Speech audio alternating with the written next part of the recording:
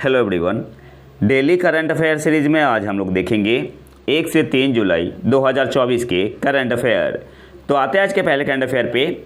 भारतीय प्राणी सर्वेक्षण के पशु खोज 2023 एनिमल डिस्कवरीज 2023 के अनुसार भारत से कितनी नई पशु प्रजातियां और भारतीय वनस्पति सर्वेक्षण के पौधे खोज 2023 प्लांट डिस्कवरीज 2023 में देश से कितनी नए पौधों की प्रजातियां शामिल है। 2023 की बात हो रही है। तो गिवन ऑप्शन में ऑप्शन है आपका यहाँ पे सही आंसर होगा क्रमशः 641 नई पशु प्रजातियां और 339 नई पौधों की प्रजातियां। भारतीय प्राणी सर्वेक्षण के एनिमल डिस्कवरीज 2023 के अनुसार भारत से कितनी नई पशु प्रजातियां और भारतीय वनस्पति सर्वेक्षण के प्लांट डिस्कवरीज 2023 में देश से कितनी नई पौधों की प्रजातियां शामिल है। तो ऑप्शन है आपका यहाँ पे सही आंसर होगा 641 नई पशु प्रजातियां और 339 नई पौधों की प्रजातियां। अब थोड़ा डिटेल में देख लेते हैं। केंद्रीय पर्यावरण वन और जलवायु मंत्री जलवायु परिवर्तन मंत्री कौन है? श्री भूपेंद्र यादव। इन्होंने कहा है कि भारत 1,04,561 प्रजातियों को शामिल करते हुए अपने संपूर्ण जीव जंतुओं की एक चेक लिस्ट तैयार करने वाला दुनिया का पहला देश बन गया है। तो आपको याद क्या रखना है, की पॉइंट क्या है यहाँ पे, भारत कितने प्रजातियों को शामिल करते हुए अपने संपूर्ण जीव जंतुओं की एक चेक लिस्ट तैयार करने वाला दुनिया का पहला देश बन गया है। तो आंसर क्या होगा 1,04,561। नेक्स्ट पॉइंट पे आते हैं। श्री यादव ने कोलकाता में भारतीय प्राणी सर्वेक्षण के 109वें स्थापना दिवस के अवसर पर fauna of India checklist portal launch किया। तो सबसे पहले तो आपसे ये भी पूछ सकता है कि fauna of India checklist portal किसने लॉन्च किया। तो आंसर क्या होगा, केंद्रीय पर्यावरण वन और जलवायु परिवर्तन मंत्री श्री भूपेंद्र यादव जी ने। और जूलॉजिकल सर्वे ऑफ इंडिया भारतीय प्राणी सर्वेक्षण का कौन सा स्थापना दिवस मनाया गया इस बार? तो 109वां। तो ये दोनों की पॉइंट आपको याद रखना है। नेक्स्ट पॉइंट पे आते हैं। एक बुक है how forest think towards an anthropology beyond the human. इसके राइटर कौन है? और ये मोस्ट इंपॉर्टेंट है, आपसे एग्जाम में पूछ सकता है। How forest think towards an anthropology beyond the human, इसे लिखा है एडुआर्डो कोहन ने, ये भी याद रखना है। नेक्स्ट पॉइंट पे आते हैं। द एनिमल टैक्सोनॉमी समिट 2024 किसके द्वारा ऑर्गेनाइज किया गया? द एनिमल टैक्सोनॉमी समिट 2024 जो कि सेकेंड समिट था, किसके द्वारा ऑर्गेनाइज किया गया? तो आंसर क्या होगा, जूलॉजिकल सर्वे ऑफ इंडिया के द्वारा, ZSI के द्वारा। इस समिट में 3 ब्रॉड थीम थे। कौन से थे? टैक्सोनॉमी, सिस्टमैटिक्स एंड इवोल्यूशन, दूसरा आपका इकोलॉजी एंड एनिमल बिहेवियर और तीसरा आपका बायोडाइवर्सिटी एंड कंजर्वेशन। तो ये भी याद रखना है। इसके अलावा एनिमल डिस्कवरीज 2023 आपका पब्लिश हुआ जियोलॉजिकल सर्वे ऑफ इंडिया के द्वारा, जिसमें 641 न्यू एनिमल स्पीसीज को जोड़ा गया है। और प्लांट डिस्कवरीज 2023 इसे किसने पब्लिश किया था? तो बोटानिकल सर्वे ऑफ इंडिया ने, और इसमें 339 नए प्लांट स्पीसीज को जोड़ा गया है। नेक्स्ट पॉइंट पे आते हैं। द फर्स्ट एवर पहला barcode Atlas of Indian fisheries the first ever barcode Atlas of Indian fishes एक ज्वाइंट पब्लिकेशन है ICAR NBFGR लखनऊ का और जूलॉजिकल सर्वे ऑफ इंडिया का। ये भी आपका रिलीज हुआ। तो आपको याद रखना है यहाँ से barcode Atlas of Indian fishes किनका ज्वाइंट पब्लिकेशन है? तो ICAR NBFGR लखनऊ और जूलॉजिकल सर्वे ऑफ इंडिया का। इसके अलावा एक बुक रिलीज किया गया ROAR celebrating 50 years of project tiger. इस बुक को किसने लिखा है? शीलादित्य चौधरी और केतन सेनगुप्ता ने। Road celebrating 50 years of project tiger, इस बुक को लिखा गया है किसके द्वारा? शीलादित्य चौधरी और केतन सेनगुप्ता के द्वारा। ये आपका मोस्ट इंपॉर्टेंट है और ये पूछ सकता है एग्जाम में। नेक्स्ट पॉइंट पे आते हैं। केरल और वेस्ट बंगाल में सबसे ज़्यादा न्यू एनिमल स्पीसीज को डिस्कवर किया गया है। केरल टॉप पे है, सबसे ज़्यादा केरल है।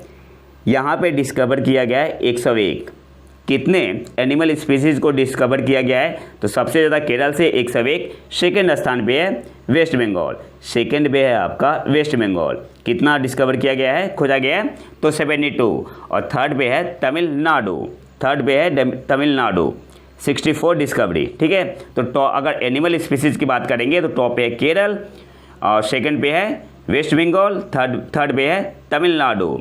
और अगर प्लांट डिस्कवरी की बात करेंगे जो 2023 में खोजा गया है, तो वेस्ट बंगाल आपका टॉप पे है, वेस्ट बंगाल के बाद है केरला, फिर है उत्तराखंड। तो ये सारे इंपॉर्टेंट पॉइंट है, कुछ भी एग्जाम में आपसे पूछ सकता है।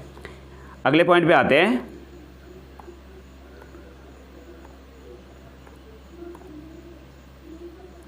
– 2023 में खोजे गए नए पौधों में मणिपुर के काकचिंग में पाई जाने वाली हल्दी की एक नई प्रजाति कुरकुमा काकचिंगेस भी शामिल है। अब यहाँ से क्वेश्चन कैसे बन सकता है, आपसे पूछ सकता है कि कुरकुमा काकचिंगेस क्या है? तो हल्दी की एक नई प्रजाति है। कहाँ पे इसे खोजा गया है? तो मणिपुर के काकचिंग में। तो एग्जाम में क्वेश्चन कैसे भी पूछ सकता है। इसके अलावा एक फूल वाला पौधा खोजा गया है, अस्टिसिया वेनोई, असिस्टिसिया वेनोई। ये क्या है? एक फूल वाला पौधा है, असिस्टेसिया वेनोई। और इसे कहाँ पे खोजा गया है? पश्चिम बंगाल के हावड़ा में आचार्य जगदीश चंद्र बोस भारतीय वनस्पति उद्यान में। तो ये भी याद रखना है। नेक्स्ट पॉइंट पे आते हैं। कैप्रा हिमालयंसिस पुष्टि करता है कि हिमालयन आइबेक्स साइबेरियाई आइबेक्स एक अलग प्रजाति है जो जम्मू और कश्मीर, लद्दाख और हिमाचल प्रदेश में पाई जाती है। कैप्रा हिमालयंसिस कहाँ पाई जाती है? तो जम्मू और कश्मीर में, लद्दाख में और हिमाचल प्रदेश में। और ये अलग प्रजाति है किससे? साइबेरियाई आइबेक्स से। नेक्स्ट है हमारा मुड़े पंखों वाला चमगादड़ की एक नई प्रजाति मिनिओप्टेरेस श्रेणी भी कर्नाटक के कोडागु जिले में पाई गई। अब आपसे यहाँ से एग्जाम में क्वेश्चन कैसे पूछेगा? आपसे पूछ सकता है मिनिओप्टेरेस श्रेणी किसकी एक नई प्रजाति है? मिनिओप्टेरस श्रेणी किसकी एक नई प्रजाति है? तो चमगादड़ की। मिनिओप्टेरस श्रेणी किसकी प्रजाति है? चमगादड़ की है। और ये कहाँ पाया गया है? तो कर्नाटक के कोडागु जिले में। तो सारे इंपॉर्टेंट पॉइंट है, एग्जाम पॉइंट ऑफ व्यू से आने वाले एग्जाम में खासकर स्टेट पीसीएस में पूछ सकता है कहीं पे भी। अगले क्वेश्चन पे आते हैं। भारत दुनिया का दूसरा सबसे बड़ा इस्पात निर्माता कोकिंग कोयले का सबसे बड़ा आयातक है। देश अपना अधिकांश कोयला कहाँ से आयात करता है? तो गिवन ऑप्शन में ऑप्शन डी आपका यहाँ पे सही आंसर होगा, ऑस्ट्रेलिया से। भारत दुनिया का सबसे बड़ा इस्पात निर्माता है और कोकिंग कोयले का सबसे बड़ा आयातक है। देश अपना अधिकांश कोयला कहाँ से आयात करता है? तो ऑस्ट्रेलिया से। ऑप्शन डी आपका यहाँ पे सही आंसर होगा। अगले क्वेश्चन पे आते हैं। आरबीआई और कुछ देशों ने तत्काल सीमा पर खुदरा भुगतान की सुविधा के लिए एक मंच बनाने का फैसला किया है, जिसके 2026 तक लाइव होने की उम्मीद है। अन्य देश कौन से हैं? तो आरबीआई ने किसके साथ किया है, किसके साथ ये फैसला लिया है? तो आसियान के साथ। ऑप्शन बी आपका यहाँ पे सही आंसर होगा। आरबीआई और कुछ देशों ने तत्काल सीमा पर खुदरा भुगतान की सुविधा के लिए एक मंच बनाने का फैसला किया है, जिसके 2026 तक लाइव होने की उम्मीद है। अन्य देश कौन से हैं? तो आसियान की बात हो रही है यहाँ पे। ऑप्शन बी आपका यहाँ पे सही आंसर होगा, आरबीआई और आसियान ने। अगले क्वेश्चन पे आते हैं।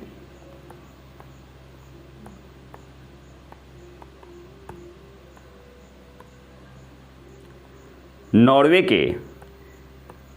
के स्टोट्रिंगेट में आयोजित इंडो नॉर्वे अंतर्राष्ट्रीय शिक्षा शिखर सम्मेलन में किस भारतीय स्कूल को परिवर्तनकारी शिक्षा उत्कृष्टता पुरस्कार से सम्मानित किया गया? तो ऑप्शन है आपका यहाँ पे सही आंसर हो जाएगा, दून स्कूल श्रीनगर को। नॉर्वे में आयोजित इंडो नॉर्वे अंतर्राष्ट्रीय शिक्षा शिखर सम्मेलन में किस भारतीय स्कूल को परिवर्तनकारी शिक्षा उत्कृष्टता पुरस्कार से सम्मानित किया गया? तो गिवन ऑप्शन में ऑप्शन है आपका यहाँ पे सही आंसर होगा, दून स्कूल श्रीनगर। ऑप्शन है आपका यहाँ पे सही आंसर हो जाएगा।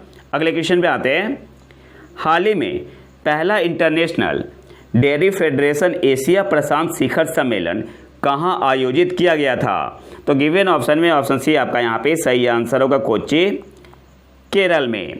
हाल ही में पहला इंटरनेशनल डेयरी फेडरेशन एशिया प्रशांत शिखर सम्मेलन कहाँ आयोजित किया गया था? तो ऑप्शन सी आपका यहाँ पे सही आंसर होगा, कोच्चि, केरल में। और इसकी थीम क्या थी? थीम भी आपसे पूछ सकता है, farmer centric innovation in dairying. थीम क्या थी? Farmer centric innovation in dairying. अगले क्वेश्चन पे आते हैं, किस संस्थान ने टीबी अनुसंधान का अध्ययन करने के लिए 3D हाइड्रोजेल विकसित किया है? तो ऑप्शन बी आपका यहाँ पे सही आंसर होगा, IISc ने। किस संस्थान ने टीबी अनुसंधान का अध्ययन करने के लिए 3D हाइड्रोजेल विकसित किया है? तो IISc ने। ऑप्शन बी आपका यहाँ पे सही आंसर होगा। अगले क्वेश्चन पे आते हैं, किस देश ने बढ़ती हिंसा और आतंकवाद से लड़ने के लिए ऑपरेशन आज़म-ए-इस्तेहकम शुरू किया है, जिसे स्थिरता के लिए संकल्प रिजोल्व फॉर स्टेबिलिटी के रूप में भी जाना जाता है? तो गिवन ऑप्शन में कौन सा ऑप्शन सही होगा? तो थोड़ा अलग हट के पाकिस्तान। ऑप्शन ए आपका यहाँ पे सही आंसर होगा। तो पाकिस्तान भी आतंकवाद के खिलाफ लड़ रहा है। किस देश ने बढ़ती हिंसा और आतंकवाद से लड़ने के लिए ऑपरेशन आज़म-ए-इस्तेहकम शुरू किया है, जिसे स्थिरता के लिए संकल्प के रूप में भी जाना जाता है? तो ऑप्शन ए आपका यहाँ पे सही आंसर होगा, पाकिस्तान। ऑपरेशन आज़म-ए-इस्तेहकम का उद्देश्य क्या है? इस्लामाबाद और काबुल के बीच बढ़ते तनाव के बीच घरेलू सुरक्षा खतरों और अफगानिस्तान से आने वाले सशस्त्र लड़ाकों का मुकाबला करना है। जो ऑपरेशन आज़म-ए-इस्तेहकम है, इसका उद्देश्य क्या है? इस्लामाबाद और काबुल के बीच बढ़ते तनाव के बीच घरेलू सुरक्षा खतरों और अफगानिस्तान से आने वाले सशस्त्र लड़ाकों का मुकाबला करना है। अगले क्वेश्चन पे आते हैं, प्रत्येक वर्ष किस दिन को सूक्ष्म लघु और मध्यम उद्यम दिवस MSME डे के रूप में मनाया जाता है? तो ऑप्शन डी आपका यहाँ पे सही आंसर होगा, 27 जून को। MSME डे कब मनाते हैं? 27 जून को। कौन सा ऑप्शन सही होगा? ऑप्शन डी आपका यहाँ पे सही आंसर हो जाएगा, 27 जून। और 2024 की थीम क्या है? MSME and the SDG, sustainable development goals. प्रत्येक वर्ष किस दिन MSME डे मनाते हैं? 27 जून को। 2024 की थीम है MSME एंड द SDG। अगले क्वेश्चन पे आते हैं, हाल ही में केंद्र सरकार के मुख्य प्रवक्ता के रूप में किसे नियुक्त किया गया है? तो ऑप्शन बी आपका यहाँ पे सही आंसर होगा, धीरेन्द्र के ओझा। हाल ही में केंद्र सरकार के मुख्य प्रवक्ता के रूप में किसे नियुक्त किया गया है? तो ऑप्शन बी आपका यहाँ पे सही आंसर होगा, धीरेन्द्र के ओझा। अगले क्वेश्चन पे आते हैं,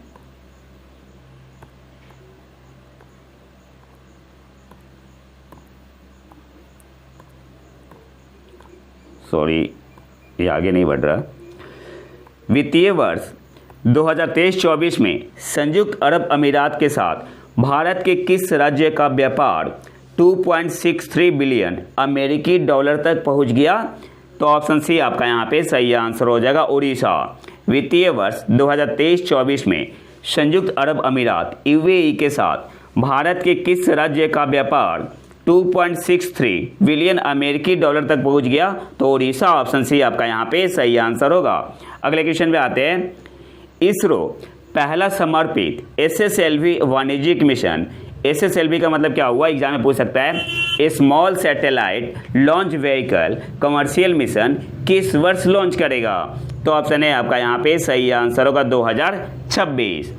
इसरो अपना पहला समर्पित SSLV कमर्शियल मिशन किस वर्ष लॉन्च करेगा? तो 2026 में। ऑप्शन है आपका यहाँ पे सही आंसर होगा, SSLV stands for small satellite launch vehicle. अब यहाँ से कुछ इंपॉर्टेंट पॉइंट देख लेते हैं। अच्छा, अनाउंस किसने किया है? तो NSIL ने, जो कि इसरो का ही शाखा है, कमर्शियल आर्म है। और इन्होंने क्या बोला है कि SSLV will have it's first dedicated commercial launch कब करेगा? 2026 में। और कौन सा सैटेलाइट ले जाएगा? ऑप्टिमस सैटेलाइट ले जाएगा। और इस सैटेलाइट को बनाया किसने है? तो ऑस्ट्रेलिया की कंपनी है स्पेस मशीन कंपनी।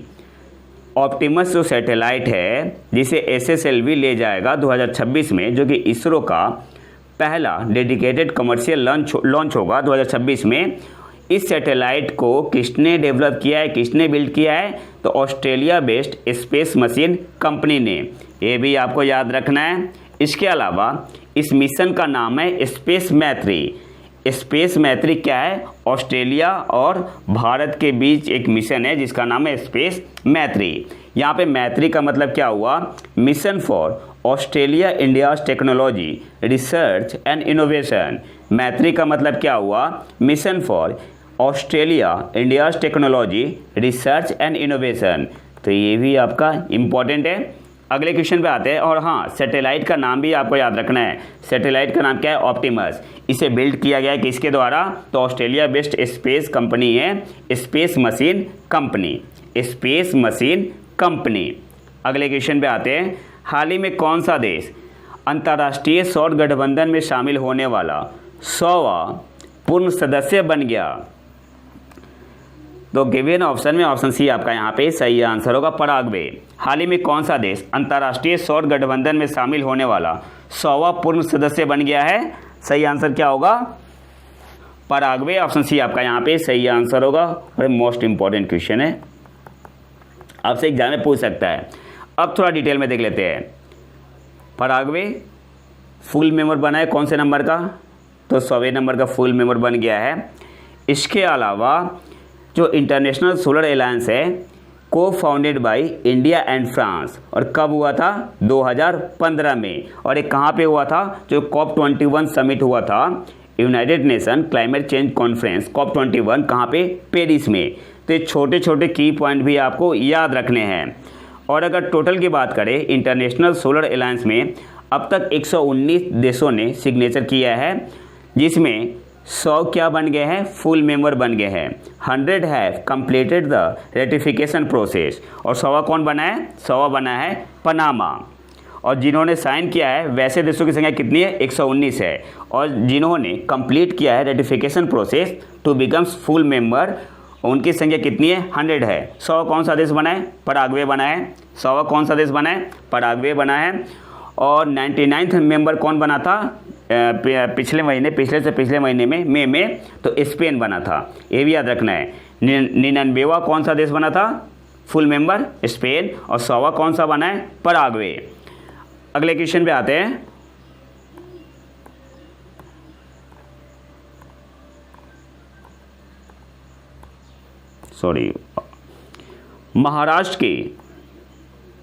महाराष्ट्र की पहली महिला मुख्य सचिव के रूप में किसने कार्यभार संभाला है? तो सुजाता सौनिक। ऑप्शन बी आपका यहाँ पे सही आंसर होगा। महाराष्ट्र की पहली महिला मुख्य सचिव के रूप में किसने कार्यभार संभाला है? तो ऑप्शन बी आपका यहाँ पे सही आंसर होगा, सुजाता सौनिक। अगले क्वेश्चन पे आते हैं। गैलाथिया बे वन्य जीव अभयारण्य जो हाल ही में समाचारों में देखा गया किस राज्य या केंद्र शासित प्रदेश में स्थित है? तो ऑप्शन डी आपका यहाँ पे सही आंसर होगा, अंडमान व निकोबार द्वीप समूह में। ये आपका ग्रेट निकोबार में पड़ता है, ग्रेट निकोबार में है। गैलाथिया बे वन्य जीव अभयारण्य जो हाल ही में समाचारों में देखा गया किस राज्य या केंद्र शासित प्रदेश में स्थित है? तो अंडमान व निकोबार द्वीप समूह में। ऑप्शन डी आपका यहाँ पे सही आंसर होगा। अगले क्वेश्चन पे आते हैं। हाल ही में भारत के पहले Chadwick house navigating audit heritage संग्रहालय का उद्घाटन किस स्थान पर किया गया है? तो ऑप्शन ए आपका यहाँ पे सही आंसर हो जाएगा, शिमला। और किसने किया है? कैग ने। ये भी आपको याद रखना है, कैग ने किया है। हाल ही में भारत के पहले Chadwick house navigating audit heritage संग्रहालय का उद्घाटन किस स्थान पर किया गया है? शिमला। किसका है? कैग का है। अगले क्वेश्चन पे आते हैं।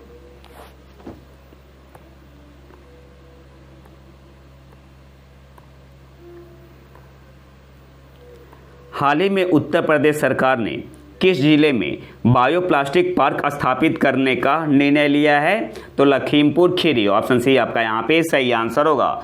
हाल ही में उत्तर प्रदेश सरकार ने किस जिले में बायोप्लास्टिक पार्क स्थापित करने का निर्णय लिया है? लखीमपुर खीरी। ऑप्शन सी आपका यहाँ पे सही आंसर होगा। अगले क्वेश्चन पे आते हैं। किस भारतीय शिप बिल्डिंग कंपनी ने outlook planet sustainability summit and awards 2024 में सस्टेनेबल गवर्नेंस चैंपियंस अवार्ड जीता? तो गिवन ऑप्शन में ऑप्शन है आपका यहाँ पे सही आंसर होगा garden reach ship builders and engineers limited. किस भारतीय शिप बिल्डिंग कंपनी ने outlook planet sustainability summit and awards 2024 में सस्टेनेबल गवर्नेंस चैंपियन अवार्ड जीता? तो ऑप्शन है आपका यहाँ पे सही आंसर होगा garden reach ship builders and engineers limited. अगले क्वेश्चन पे आते हैं, स्पेस एक्स ने किस अंतरिक्ष एजेंसी के लिए गोच यू उपग्रह सफलतापूर्वक लॉन्च किया? GOES यू उपग्रह सफलतापूर्वक लॉन्च किया, तो किस अंतरिक्ष एजेंसी के लिए? नासा के लिए। तो ऑप्शन बी आपका यहाँ पे सही आंसर होगा नासा। अब यहाँ से कुछ इंपॉर्टेंट पॉइंट देख लेते हैं। किस रॉकेट से किया? फाल्कन हेवी रॉकेट से। सबसे पहला पॉइंट, फाल्कन किसका रॉकेट है? स्पेस एक्स का है। और ये किस प्रकार का सैटेलाइट है? तो वेदर सैटेलाइट है। और यहाँ पे गोच का मतलब क्या हुआ? जियो stationery operational environmental satellite, GOES stands for Jio stationery operational environmental satellite. ठीक है, तो सारे इंपॉर्टेंट पॉइंट है। अगले क्वेश्चन पे आते हैं। हाल ही में किस राज्य सरकार ने घोषणा की है कि राज्य के मंत्री अपने आयकर का भुगतान स्वयं करने के लिए जिम्मेदार होंगे? तो ऑप्शन डी आपका यहाँ पे सही आंसर होगा मध्य प्रदेश। मध्य प्रदेश ने 1972 के नियम को बदल के ऐसा कहा है कि राज्य के मंत्री अपने आयकर का भुगतान स्वयं करने के लिए जिम्मेदार होंगे। सही आंसर क्या हो जाएगा? Option D Madhya Pradesh. और आज के आखिरी करंट अफेयर पे आते हैं। हाल ही में किस संगठन ने migration and development brief report जारी की? तो ऑप्शन बी आपका यहाँ पे सही आंसर होगा वर्ल्ड बैंक। हाल ही में किस संगठन ने migration and development brief report जारी की? तो ऑप्शन बी आपका यहाँ पे सही आंसर होगा वर्ल्ड बैंक। अब यहाँ से कुछ इंपॉर्टेंट पॉइंट देख लेते हैं। 2023 में सबसे ज़्यादा रेमिटेंस कौन से देश के पास आया? तो भारत के पास। कितना? 120 बिलियन USD। 120 billion USD। सबसे ज़्यादा कहाँ से मिला? अमेरिका से। सबसे ज़्यादा अमेरिका से।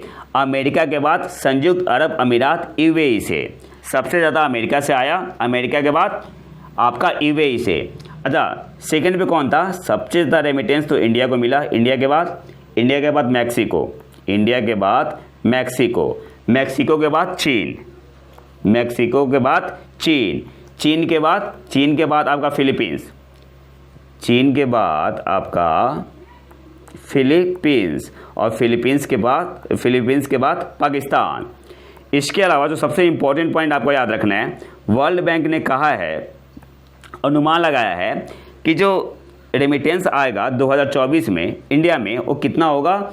124 बिलियन USD होगा। कितना ग्रो करेगा? 3.7%। और 2025 में 4% ग्रो करके कितना हो जाएगा? 129 बिलियन USD। तो ये सारे इंपॉर्टेंट पॉइंट है, आपको याद रखने हैं। तो ये तो था हमारा आज का लेक्चर। अगर आपको इसका PDF चाहिए तो आप हमारे टेलीग्राम चैनल प्रतीक IQ करेंट अफेयर को ज्वाइन कर सकते हैं। यहाँ पे आपको जनवरी 2024 से लेके जून 2024 का करंट अफेयर कंपाइलेशन मिल जाएगा और आप क्विज भी लगा सकते हैं। तो अगर वीडियो पसंद आए तो लाइक करें और चैनल को सब्सक्राइब जरूर कर लें। मिलते हैं नए वीडियो में नए टॉपिक के साथ। तब तक के लिए नमस्कार, जय हिंद।